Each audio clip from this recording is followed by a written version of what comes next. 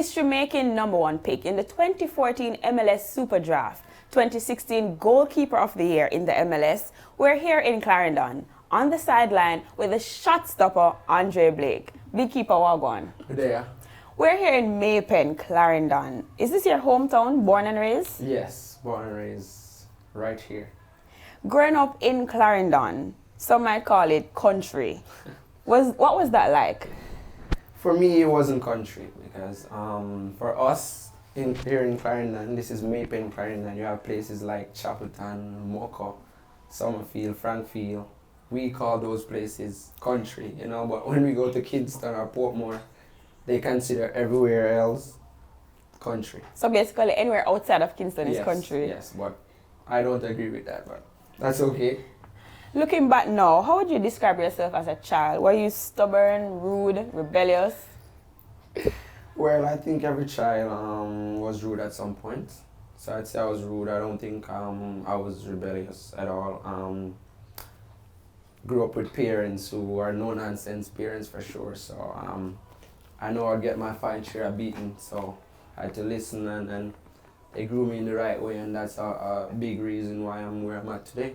So you would consider yourself a hardworking child then? Yes. Tell me some of the things that you did for fun. Most of my fun was going to the community center and going to the football field, sometimes 3 times for the day, just to kick around. Midday sun, you know, that's no joke, but for me, they say time flies when you're having fun, and for me, that was most important. I was doing something that I love. I'm also a lover of music.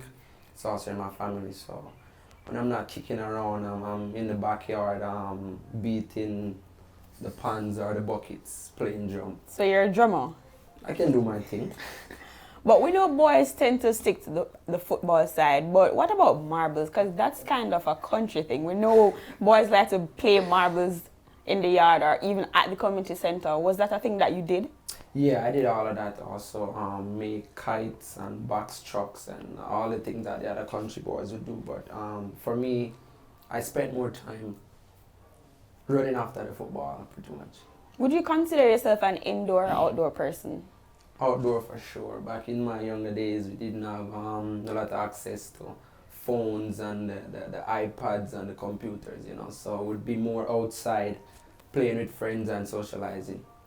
Let's talk about your schooling. What primary school did you attend? I went to Maypen Primary School. What was that like? It was good.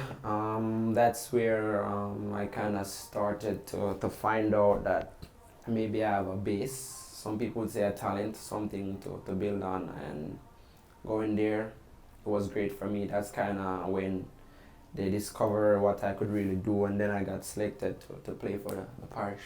Is there anybody in particular that you would attribute the discovery of your talent to? Well, I've been through a lot of coaches, but when I was at Maypen Primary, there was a coach by the name of Mr. Manning. I think he's still there right now. He's been there like forever. And he was a no-nonsense coach. And at the time, he was there, and Mr. John Green passed away. He was the person that goes around and scout players to come and play for the parish. So that's where it all started. And after Maypen Primary, you moved on to Glenmuir. What was that like? That's kind of tricky because I went to Glenmuir for 1 year. Mm-hmm. And then I transferred to Clarendon College. And then I came back to Glenmuir for 6th form. So you were Glenmuir, Clarendon College, Glenmuir, yes. But you were still doing football? All the while I was doing football. What was football like in high school for you? For me in high school, I can play on the field a little bit. I can help myself. So I would be back and forth from the goal to the field. And I won under 15, the captain, playing on the field for Clarendon College. When I went to Glenmuir, I was in 1st form. I didn't really play much for them. So I did more of my playing for Clarendon College. What position did you play on the field? I was played on both wings and up top, but I more enjoy playing on the wings. Okay. But you mentioned that you were at Clarendon, then CC, then back to Clarendon. That's a little bit tricky because we know there's a rivalry between these two schools. So how did you manage that? When I left Glenmuir first to Clarendon College, they called me Jhoedz, but they were just messing around and they called me Jhoedz, you know, and that was a family decision and that was also my decision. So at the end of the day, they understand. But when I went to Clarendon College, and I did, I think, 4 years, and to come back to Glenmuir for sixth form, they didn't take it well. And I kept saying to myself, but I was at Glenmuir first, you know, but they didn't care about that. But for me, that's what I wanted to do, and again, it was a family decision, and you know, whatever you do in life, people are going to always have something to say, and it doesn't really matter what people have to say, it's more about you and you making choices that will benefit you in the end. If you were to pick one though, where would you say your allegiance lies? I spend more time at Clarendon College, but I mean, viewers are going to watch this and people are going to disagree, but I'm just being honest right now, because of the way they reacted when I was leaving to go back to Glenmuir. I'm more lenient to Glenmuir right now, and that's the only reason. You're 6 feet 4 inches. Were you always this tall? Well, they list 6 feet 4, but I'm only 6 feet 2. Maybe when I'm in the goal, I look like 6 feet 4, but people normally say I look bigger when I'm in my gear versus when I'm just casually dressed or so, but I think I lost track of the question. Were you always this tall? No, actually, I'm probably going to give you a story real quick. When I got selected for the parish Clarendon, there was this tryouts for Jamaica under 15 where Manchester, St. Elizabeth, St. Catherine and Clarendon, we all played against each other to pick guys to go in for the national team. And I remember when I went there, I was very short. And the team was going to Trinidad and they didn't take me, and one of the reasons was because I was too short. They said I was very technical, probably the most technical out of all the goalkeepers. I was too small. And I remember I cried. And when I was going home, Mr. Boyz said to me, he works for the JFF, he said, just go home and drink a lot of porridge and don't worry about it. I remember I cried and I came home and I went to the supermarket, and every week I would get porridge, and I don't know what happened. I just took off. So it's safe to say that porridge is your remedy for your growth? I don't know if I want to say that, but maybe it's part of it. I mean, I'm short and I like porridge, so I don't know. Maybe yeah, it's probably not. Maybe there's still hope for me. Yeah, maybe not. But did your height have anything to do at all with you leaning towards being a goalkeeper? No, not at all. Zero. And you know, typically growing up, it was always one of two things. The goalkeeper was always the fat person who can't run out on the rest of the field, or the tall one. Was that anything for you, or you just liked being a goalkeeper? No, it wasn't like that for me. When I was smaller, you know, as a kid you bounce around different positions on the field. But every time I go in the goal, I would get like great compliments, I would get good feedbacks, and as I grew bigger and went to Maple Primary, I started to realize that if all these people are telling me all these good stuff, then maybe this is something that I should actually look into or try to pursue. So that's when I kind of started to take it serious. So it wasn't because you weren't really scoring any goal up front? No, not at all. Did you ever look back and maybe think that maybe you should have pursued, you know, a midfield or a forward position as opposed to being a goalkeeper? No, and maybe that's because of where I'm at right now, being a goalkeeper. But I've been to places where I'm playing on the field and people pop up and didn't know I was a goalkeeper, and when they find out I'm a goalkeeper, they're saying, maybe you should stay on the field, which is a good compliment, but they have never seen me in the goal, so it's kind of, you have to decide how you want to take that. What would you say is one of your most fun memories playing football in Jamaica growing up? Playing football in Jamaica growing up, it's kind of sad that I didn't win a lot of high school trophies. I won under 15 playing for Clarendon College, and I won the Ben Francis playing for Glenmuir. So in my younger days, that was probably one of the most fun for me. And then you left Jamaica. When did you leave Jamaica exactly? August 2011.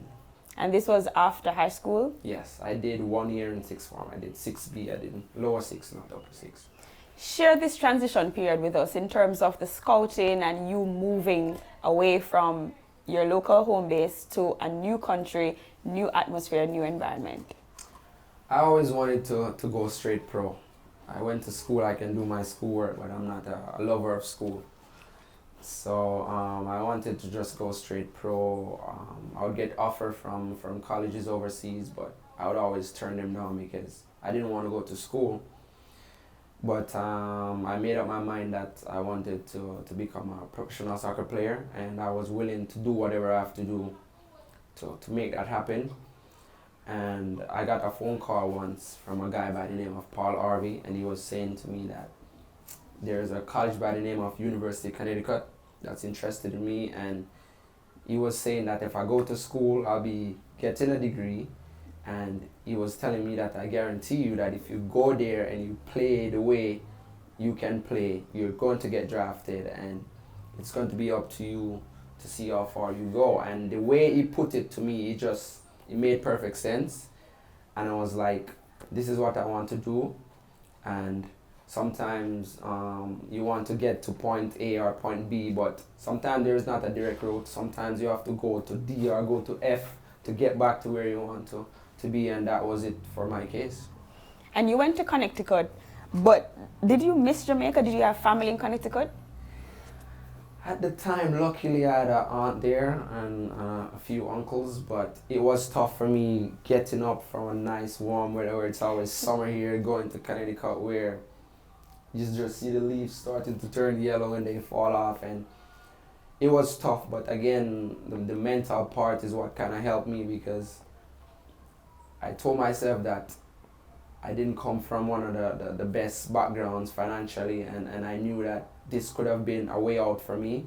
So from I was younger, I kind of keep telling myself that if you're ever going to make it and make it big, it's not going to be in Jamaica.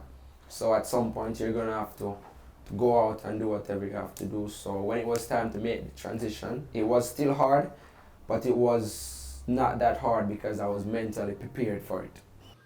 DC United had the first pick, Philadelphia Union had the second pick. DC United has traded the first pick to Philadelphia, who now has the first pick. And with the first pick of the 2014 MLS Super Draft, the Philadelphia Union pick a member of Generation Adidas and the University of Connecticut, goalkeeper Andre Blake. Welcome, Andre. There's a lot of emotions that go through a player when a day like this happens. How do you put into words what it's like to be named the first overall pick in the Super Draft? I mean, words can't explain right now the way I'm feeling. First of all, I want to say I'm a strong believer of God. So I just want to say thanks to God right now, for this moment. If it wasn't for him, this wouldn't have been possible. And then I want to say, thanks to MLS, thanks to Generation Adidas for, believing in me, giving me this opportunity, because there's a lot of guys out there right now who want to be here, So I'm very fortunate, I would say, to be here. And then I just want to thank Philly for, believing in me and giving me the number one pick. And of course, being at UConn, that did well for you. Number one pick in the 2014 MLS Super Draft. Did you see that coming? I did not see that coming. But UConn is a great school, great facilities. They have a great structure, and it prepares you well for the MLS. It kind of gives you a taste of what to expect at the next level, and it was good. I went there for 3 years. Again, won a lot of individual awards, but nothing collectively. And it's football. It's a team sport, so you want to win stuff together. But thankfully, I did well, and I was able to be drafted number one. And the strange or interesting thing about this is that you are a goalkeeper. So even though you were doing well, and you would have thought maybe I'm going to be drafted in the MLS, but you would have, I'm assuming, you would have never thought that you would have been the number one draft. So what was that like for you? What was that moment like for you? It was probably up to now one of the best days of my life. And as I said, people were talking, but I really did not see me getting drafted number one. And when I went to the combine, it was good, and talk starting to come around that the entire draft pool, I was probably the best player, not just in my position, but overall. And that's when I kind of started to sense that, okay, this is good, but I still did not see myself getting drafted #1. And for a team that did not have the #1 pick, to trade up to #1 to get me, it was a big move and it was a great move. And I'm kind of happy that I'm playing right now and being able to pay them back and to show them that it was a good move. And the team you speak of is Philadelphia Union. Was that your personal choice? Coming out of college, it's tough. You kind of try to scout to see where you want to be. Sometimes you're going to look at goalkeepers who are getting older or retired, because that's the clubs where you would normally want to be, because you want to play. I wasn't looking at Philly a lot, because Philadelphia Union, that is, because they had a young goalkeeper at the time which they had just invested in. So I did not have a lot of choices, but I just knew that wherever I go, I would have to just go there and do my thing. And it was the first time, as we mentioned, that a goalkeeper was being chosen for the #1. Did that add anything at all to the feeling that you were already feeling, being a draft pick, but also being the first goalkeeper in the history of the MLS Super Draft to be chosen as #1? It was great, and I kind of had mixed feelings. I didn't know how to react. I didn't know what to do, and it was just history. And I was getting texts, phone calls from all over, and it was great. But I still think that this is kind of something that keeps me grounded. Whenever I get success, I don't get super excited and I don't get carried away, in the sense that I lose my cool or I lose my focus. And I think that's just the way I am, and that kind of helped me to remain humble and to keep my feet on the ground. And after that achievement, would you say that things started to spiral for you in terms of your career and your success?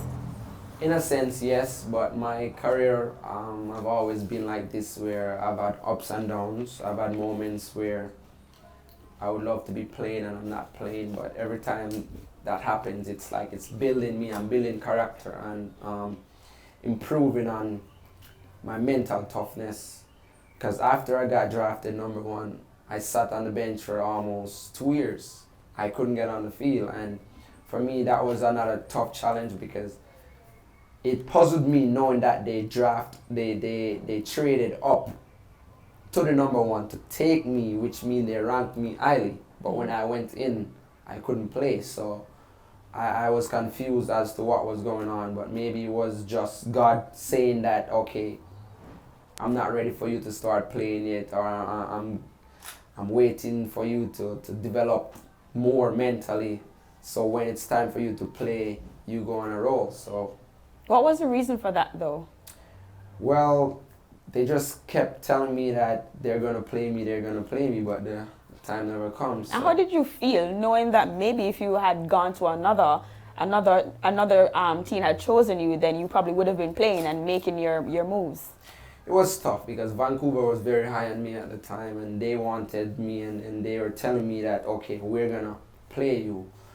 But it was tough, and sometimes things happen and we don't know why. I'm a person that I don't question certain things, and I just think that I'm here for a reason. I was there for a reason, not knowing the reason. And in my time of waiting, I learned that I should not get bitter, but get better, because the last thing you want to do is be bitter about a situation, and then when your opportunity comes, you fail because you weren't ready and you were preparing yourself while you were waiting. And of course, when you started playing and doing exceptionally well, in 2014, you were called up for the first time for the Reggae Boyz. What was this feeling like? Do you remember how it felt when you got that call?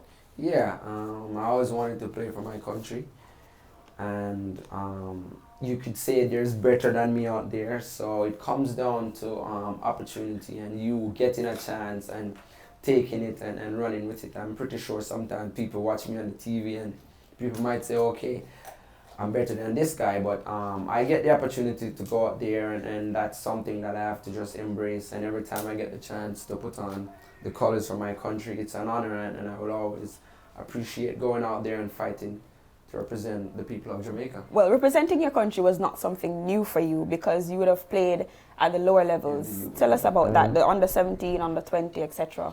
Yeah, it was good coming up in the ranks, so you would be known. So when you get to the senior level, they would have already know what you can do. So when you get called into camp, it wouldn't be something new for you, so to speak. So it was good, and I've been in a few camps before I went to college, but I just would not make the cut to travel or whatever the case might be, and it was tough also, and I really wanted to get in, but maybe, as I said again, it was just not my time. So I had to detour, take another route, and here I am now in the senior settings, which I hope to stay there for a long time.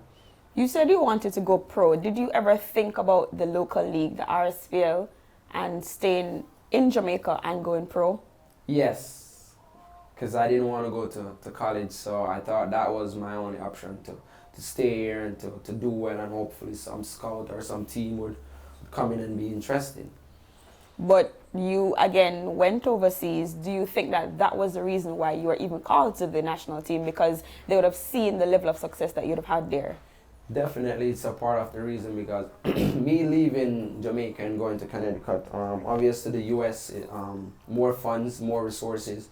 So I think my 3 years at the University of Connecticut developed me a lot and kind of pushed me, take me to another level. And I think that's a big part of why I'm in the national team now and why I'm where I am at. You make great strides as a goalkeeper. You're one of the few goalkeepers to be appointed captain for the Reggae Boyz. What was that feeling like for you, that great accomplishment, to not only play for your country, but also to make the captain, wear the captain armband? I probably won't be able to describe the feeling, but for me it was such an honor just putting on the colors and representing my country. And to know that out of how many million people I was selected, and not just selected, but selected to lead the team, it was a great honor and something I'll cherish for the rest of my life. Let's fast forward now to 2015. You had a union record against New England Revolution of 10 stops. Brilliant. What was that like? That was a game where you make a few saves and all of a sudden you just feel like you can't be beaten. And superhuman. Yes, it was just one of those moments where I just like something just took me over, where it's like no matter where you put this ball, may I go for it. And it was just one of those moments, something to always remember. When you went back to the locker room after that match, what was it like in the locker room? Was everybody cheering, calling your name, giving you high fives? Set the tone for us of when you went into that locker room. What was it like coming from your teammates, coaches, the staff, coaching staff, etc.? Yeah, we tied the game 1-1, but for them it was like we won the game, the way they were reacting. But for me, I felt like we lost the game because me having to make 10 saves, it would have been great if we were walking away with 3 points, even though a point is still good. But the way they were reacting, it was just all great stuff, and I think that's kind of when and where everything kind of took off for me at the club level. But also that year was bittersweet in terms of the fact that you had several knee injuries in 2015. How did that affect you, your game, and your position at the team? Yeah, going into that preseason, my coach was telling me that he believed in me and he wanted to start playing me, So I had the confidence going into the season and things were looking well. And in the first preseason game, I started the game and I tore my meniscus in my left knee. And that was the first injury, so it was tough. I didn't know what to expect. But I'm a strong believer in God, and I also think that things do happen for a reason. So I just kind of know that it's beyond my control, and there was nothing I could do about it. But then after coming back for maybe a month, and then the starting spot opened, so I'm saying, okay, this is my chance now to go in and get the starting spot. I tore the meniscus in my right knee, and I was down again. And then at that point, I was like, okay, this must be happening for a reason, you know. And for me, it wasn't as bad because it's the exact surgery, the exact injury just on the opposite knee. So the recovery time was faster, and I knew what to expect at the time. So for me, I just thought that, okay, I can just work to come back stronger, and whenever I get a chance to just go out there, and hopefully this is my time with injuries, so when I start playing full, there will be no more. And at that low point, did you ever feel like just giving up, calling it quits and just saying, hey, this is just too much for me? No, I never felt like giving up, and I knew that no matter what you're going through, there's someone out there going through worse. And my injuries were 6-week injuries. You have players who get injuries for 12 months, 1 year, you know, so it was tough, but I didn't get to the point where I wanted to throw in the towel. And here you were playing in a league with the likes of Tim Howard and London Donovan, Thierry Henry, David Da Silva, Drogba, just to name a few of the persons. Some players, locally and internationally, will never have that chance. What was that like for you, a young Jamaican at this high level, in this point in your career? When I was younger growing up, I would turn on the TV and I would see Drogba and the Lampards and the Gerrards playing on the TV. And it's a dream come true to see that I'm able to share the field with some of these guys. Not only playing against them, but playing with them when I was selected for the MLS All-Star team. And as you mentioned, you were rostered in the 2016 MLS All-Star team, as well as you got the 2016 Goalkeeper of the Year, and you were even in the best 11, ahead of the veteran Tim Howard. Andre, don't you think that was a big deal? That's a big deal, and again I said, it's maybe the kind of person I am, but when these stuff happen, I don't think I get as excited as I'm supposed to be.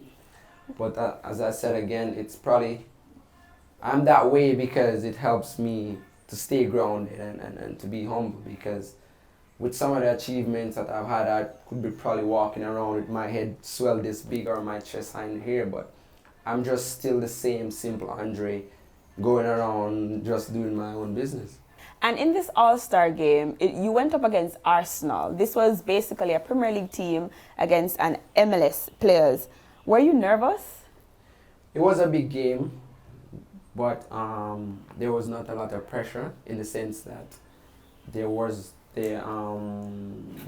a lot on the game, so to speak. Once you got in, they kind of break all the tension to let you realize that this is an exhibition game.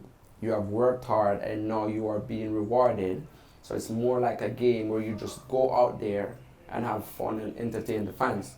So there was a little bit of nerves going in, but once I got in and kind of see what to expect, then it was different. But of course, you rose to the occasion with 2 amazing saves against Mohamed El Neni. What was that like for you? That was one of my favorite saves, diving in the top hand. And for me, that was good. And I got a few calls after the game saying that I make the ESPN or some sports center, some play of the day, something like that. And that was good because that's just exposing me, exposing the MLS, exposing my country. And that penalty against Joel Campbell, you got your fingertips to it. Take us through what was it like when he was lined up in front of you, that moment when he was about to take the shot. What was going through your mind at that point? Yeah, I played against him a few times when he's playing for Costa Rica, and I felt like I was a part of why they got the penalty, so I knew that me saving this penalty would have been big, and I knew where he was going. Didn't want to move too early, and then he went down the middle, and that's just how it is sometimes. It's a gamble, and he hit it well and he scored. You said you knew where he was going. Is this because you'd have watched his footage before, or you just knew this player? How did you know exactly where he was going to put the ball? Well, I know where he's comfortable shooting his PKs, and I just thought that, okay, if he changed, then he changed, but I'm going to go where I know he's comfortable shooting. And of course, after these moments, your accolades continue to grow, and you were then nominated for the CONCACAF Goalkeeper of the Year. Let us just go back to when you got that call, that text, that notification that, hey, you made it. Who first did you call, by the way? Who did I call? I don't remember exactly who I called, but when I heard that I got nominated, I knew this was big, and actually someone told me, because I didn't hear at first, but then at that time I was like, okay, I'm not going to win, so for me, I'm not even going to pay it much attention, which is probably not a good thing, but with expectation come disappointment. So I just told myself that, okay, I don't want to get caught up in this, and then when I don't win, I'm going to be all bitter and sore. So I just kind of be like, okay, I'm keeping one eye on it. If I win, great. If I don't, then that's just the game. What first came to mind when you actually got the award? When I got the award, I was just like, wow. Wow, wow, wow. And I just kept saying wow, I just kept repeating myself. I didn't know, again, how to react, what to say or what to do. You speak about God a lot. Are you a Christian? Christian religion. You're a Christian religion? Yes. For me, a Christian is water baptized and water baptized, going to church every Sunday and you know, kind of exactly in line, so to speak. I'm a Christianity religion, go to church, but I would not say I'm living the full Christian life, but I'm close. But you believe in destiny. You believe that everything happens for a reason, and when it is supposed to happen, that's when it will happen. More than that, yes. I also think that some things are based upon your decision, because if your mom keep telling you not to leave the house and you disobey her and leave, and then you go down the road and something happened, at that point I would not say it was meant to be, because you were told more than once not to leave.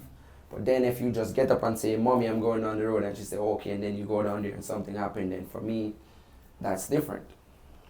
Let's talk about goalkeeping. Do you think it is easy? No, it's not.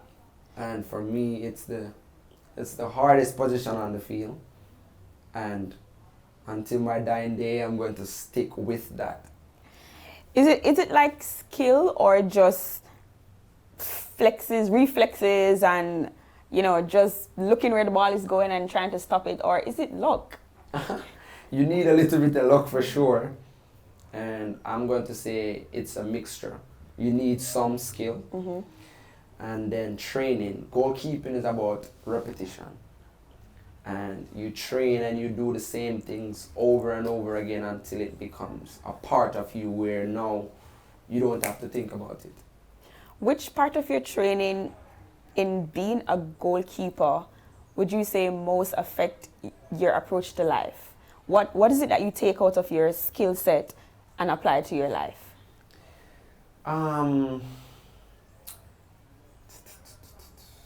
As a goalkeeper, I would probably say the mental part of it. You have to be mentally tough, and in this life, in this day and age, you have to be mentally tough to survive, or to be successful, or to carry on from day to day, because there are so many challenges, and you have to be mentally tough to stay rooted and grounded. You mentioned earlier that you like music. Before a game, what type of music would you normally be listening to? It depends on the feeling. There's a motivational speech, I think 3 minutes, that I normally listen to. I have a few gospel, and it depends on how I'm feeling. If I want something upbeat, I'd go into some clean cultural reggae, or I go into some soft, slow gospel. It just depends on the game and the vibe and how I'm feeling. Like, tell me some of the artists that you normally listen to. Who is your favorite gospel artist? My favorite gospel artist, I'd probably say You can choose two. two. One local and one international. I'm going to stick with local, Mm-hmm. and I'm going to say I like Papa San, Mm-hmm. but that's not the music that I really listen to before a game. Okay.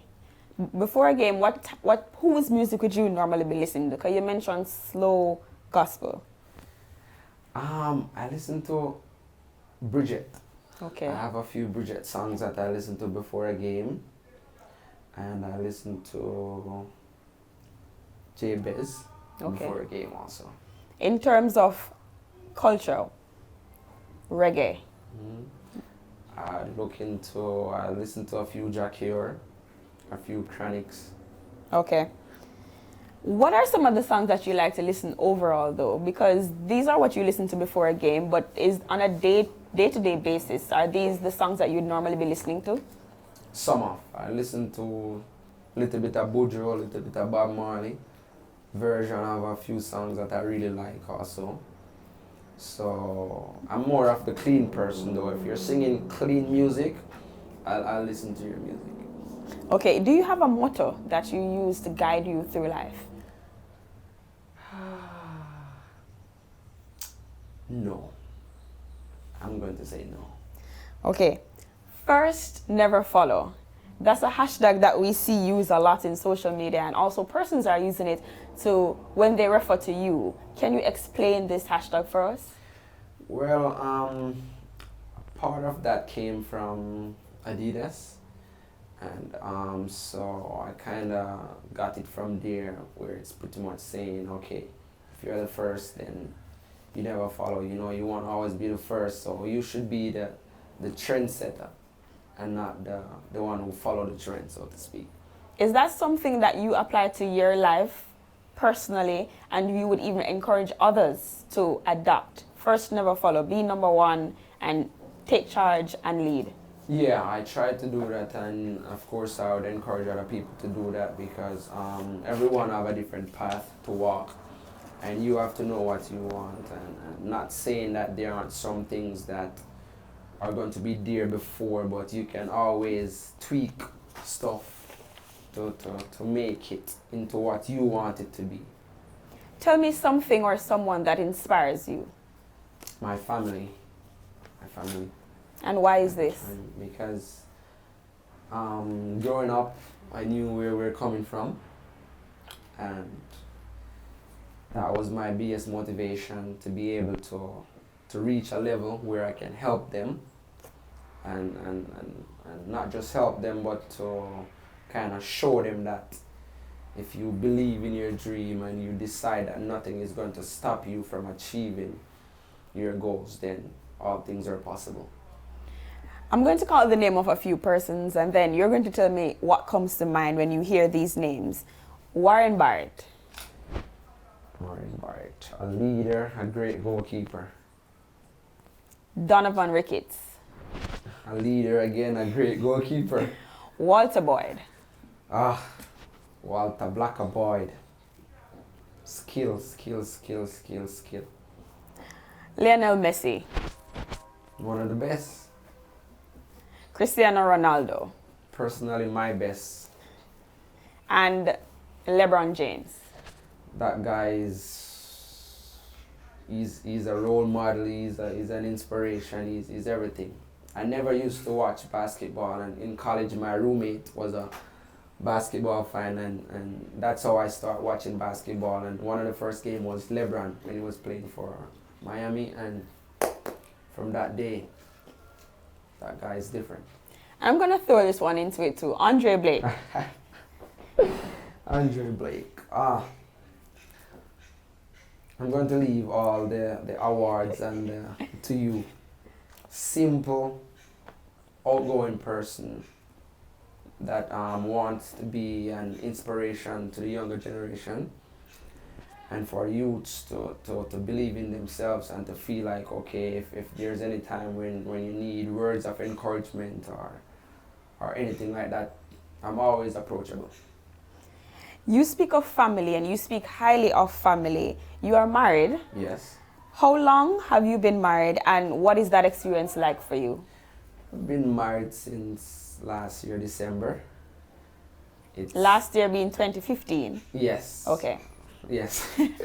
And it's different, but again, I'm different. When I was younger, I always wanted to get married at an early age and start a family. I don't know why, but that was just something. And for me to now have that, it's great. And I try not to make marriage complicated by not going into marriage expecting to find stuff prepared and waiting for me, but to know that you have to go into the marriage and build your marriage. Are you one of those persons who got married to your high school sweetheart?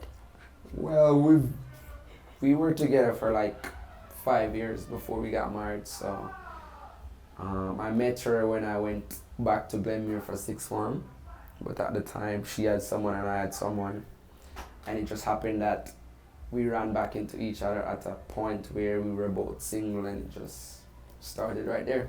And she's in Jamaica and you're based overseas. How does that work for you? It's tough, but even with my son, you know, you go to training, I call it work, and you come back and it's just you in the house, you know, no family time, and it's hard because you need something to kind of take your mind away from the football. You don't want to just be thinking about football the entire time, especially if you go to training and you have a bad day. That can kind of break you when you get home and you're isolated. So, you know, you have a bad day at training and you're going home to your family, you know, you go home to a happy family, you kind of get a break from what happened. You have your son to play with and all of that. So it was tough for me for the first year, but I fought and I was able to get them to come for the summertime. And every time I get a chance to come to Jamaica, I would come home. So I'm working to bring them in with me permanent. But it's work in progress. Hopefully, I'm hoping for the best. And a young man being married, especially in the career path that you're in, some might say, oh, you have the opportunity to many girls. But you didn't go that route. You chose to be married and to start your family. Why did you make that decision? As I said before, ever since I was younger, it's something that I always wanted to do.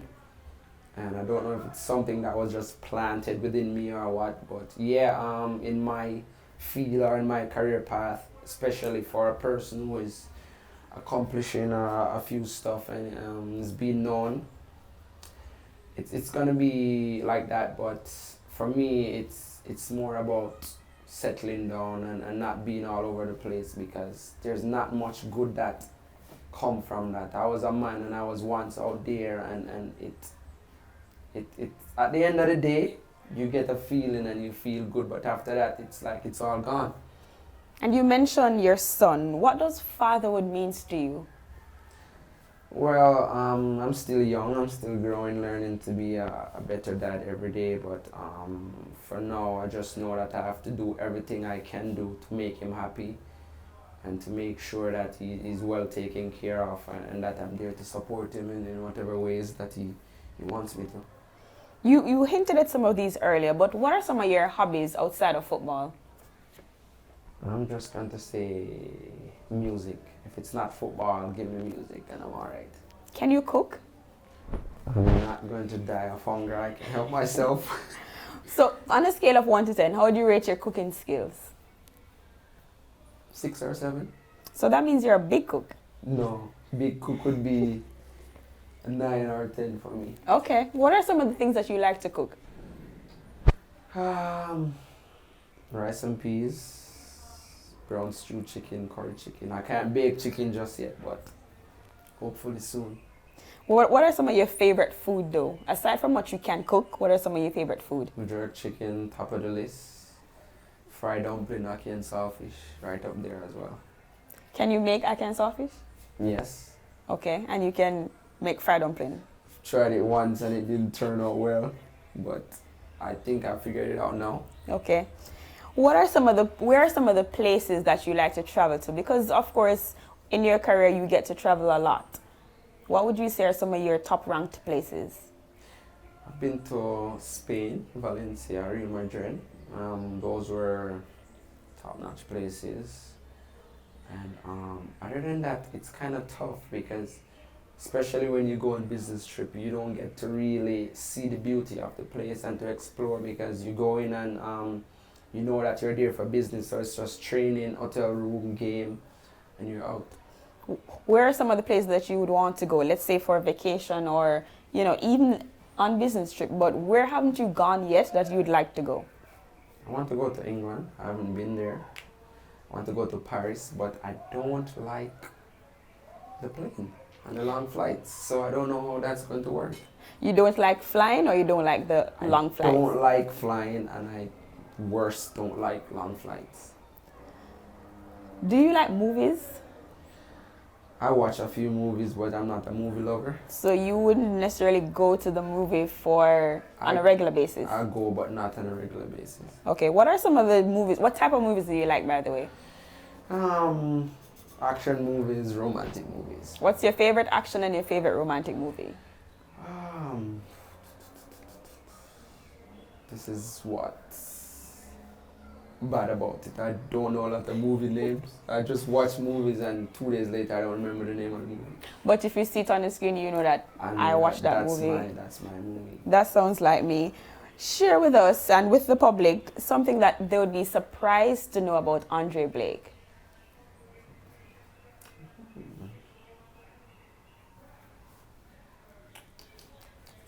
How do I answer that one? Yes. Nothing at all. I can't find anything.